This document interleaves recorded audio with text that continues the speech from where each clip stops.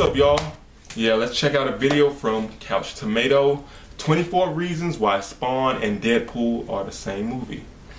Yeah, the reasons, well, one reason I know is that they're both awesome R-rated comic book films. I think right now those are my favorite, man.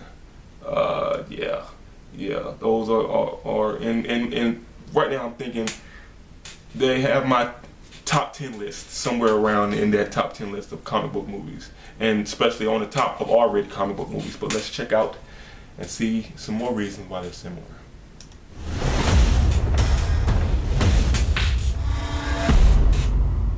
Both of these comic book movies are rated R, so you had to be 17 years or older to see it in theaters. But even though this movie's for adults, it also has kiddie humor parts like the tighty-whitey jokes, just in case you want to watch it with little kids. At the beginning, the hero's doing a freelance mission, and you realize he's not such a superhero after all.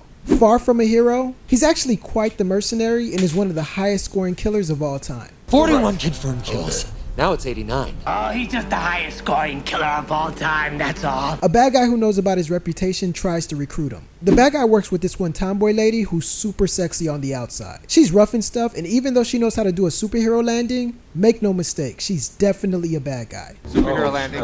She's gonna do a superhero landing. Wait for it!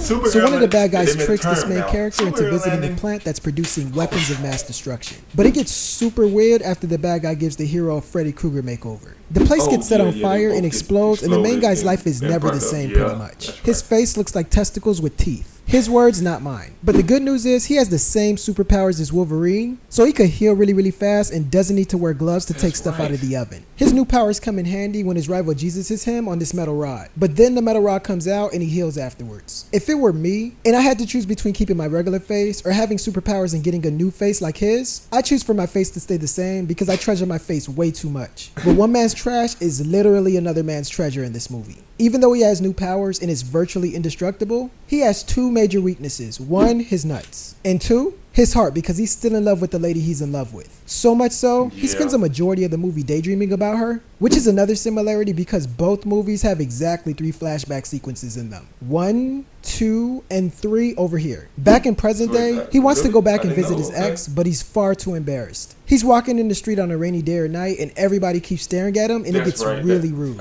When he finally gets to the girl's house, he never tells her he's still alive because he doesn't further the plot enough. Don't feel too bad about him cutting her off because if Hydra taught us anything, it's that if you cut off one head, 2 more shall take its place. So he makes 2 new friends, an older guy with an accent and a little kid. They tell him to use his powers for good and he doesn't listen to them. But as soon as the comic relief guy tells him to do the opposite with his powers, he listens to him, and then the comic relief guy helps him come up with a new superhero name. To you, Mr. Pool.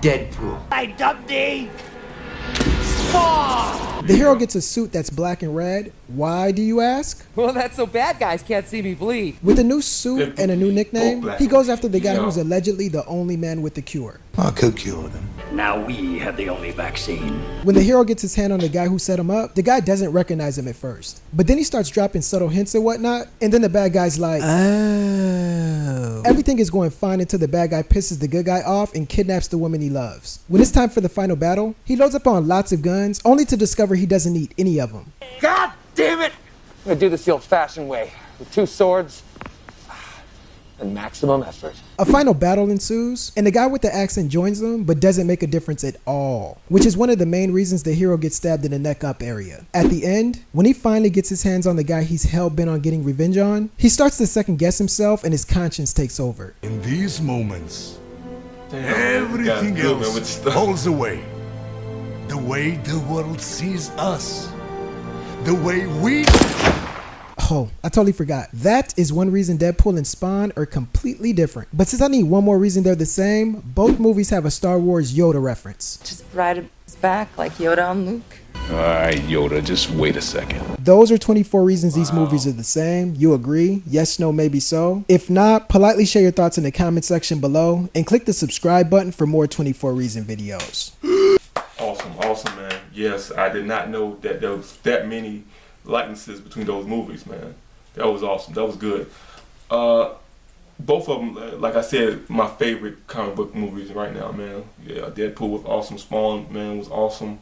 I don't know. I guess I do like the R-rated ones, man. Like they should make Suicide Squad R-rated. I don't know why they won't, but whatever. Maybe they will. I don't know. Y'all please subscribe to Couch Tomato. Watch the original video. If you like my reaction, hit the like button, comment, subscribe, and share.